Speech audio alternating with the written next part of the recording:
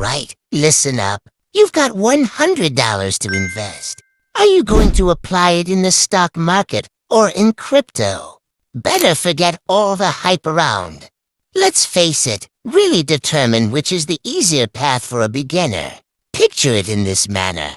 Stocks represent ownership of a small piece of a real business, like Apple or Coca-Cola. If the company evolves and generates more profits, your component becomes more valuable. It's a simple process. Crypto, on the other hand, is more about betting.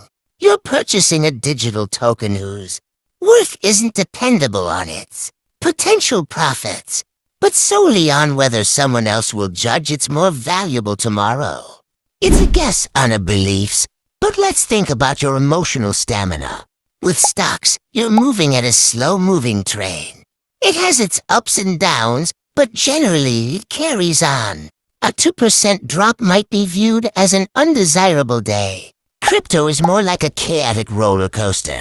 It can surge 20% or crash 30% within a short period. If you panic when facing red, crypto can get you trapped in a whirlwind. Stocks are a lesson in patience. Crypto teaches you how to cope with shock. So how do you know which path to choose? With stocks, you're equipped with a detective mindset. You examine facts including company earnings, products, and sales. It's based on reason and mathematical computation.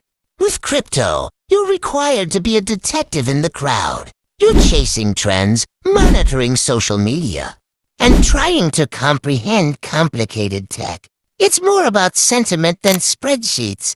To sum it up, the bottom line isn't softened. For a beginner, stocks are undoubtedly the more simple route. They are your comfortable safety gear.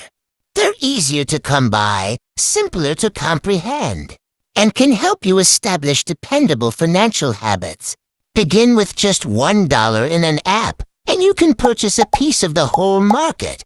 Crypto is a more challenging path. You need to understand wallets, exchanges, and fees before you start.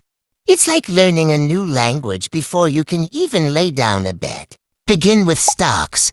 Establish solid financial foundations. Learn how investing in the stock market works. Once you're acclimated and prepared for risks, then you might take 10 or 20 of that $100 and explore the world of crypto. Don't give excess weight to hype.